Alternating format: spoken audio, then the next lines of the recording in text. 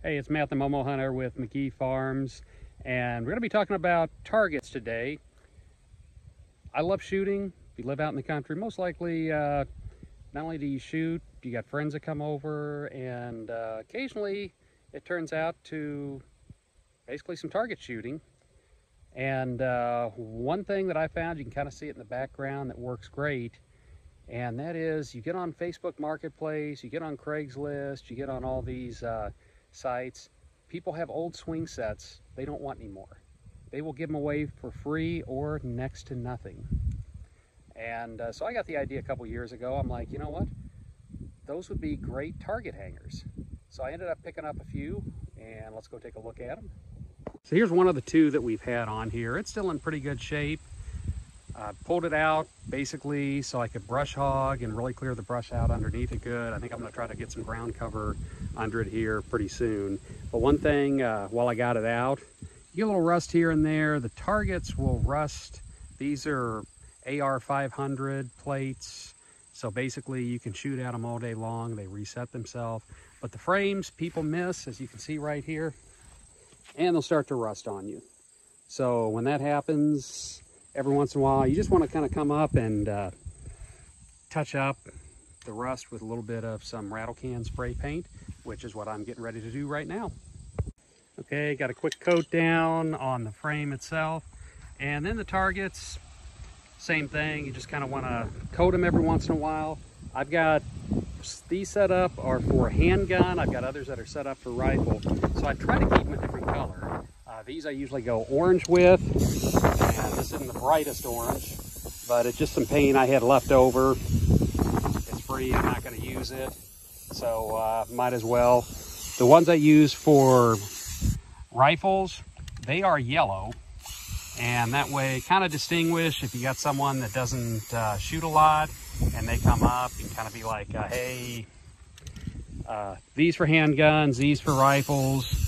That way you're not getting some of the lighter weight ones that are set up for the handguns and they're hitting it with an AK-47 or a Dragunov or something like that and just punching a hole in it, because it does happen. Anyway, we're going to go down. Just a real quick coating. I'll probably end up giving these another 2 or 3 coatings before it's all said and done, but just a quick one. I need to get another S-hook on that, but for right now I'm going to let it dry and I'm going to move it back in place.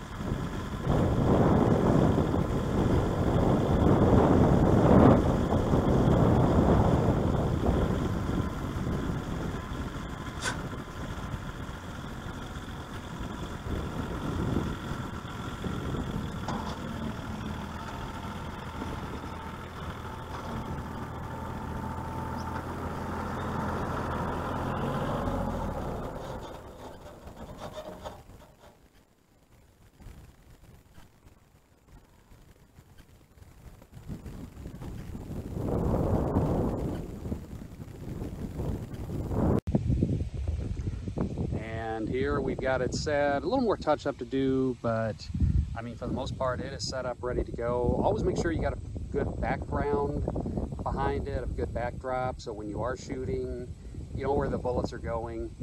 We're shooting downhill, so they're actually going into the ground, but where this corn is right in front of us, this is actually a 720-yard rifle range once the crop comes out.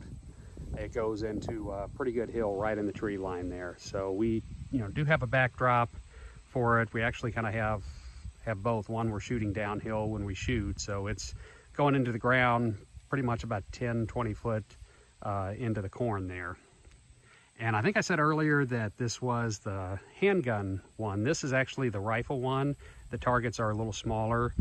And the handgun one I'm getting ready to do a little work on, and I'm going to be hanging it a little later on today. You can kind of see part of it is right there. Other half of it is right there.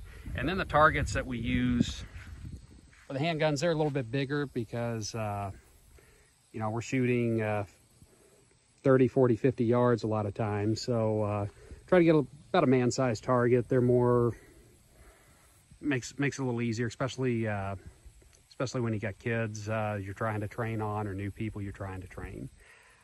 Hope you enjoyed the video. Hope it gave you some ideas.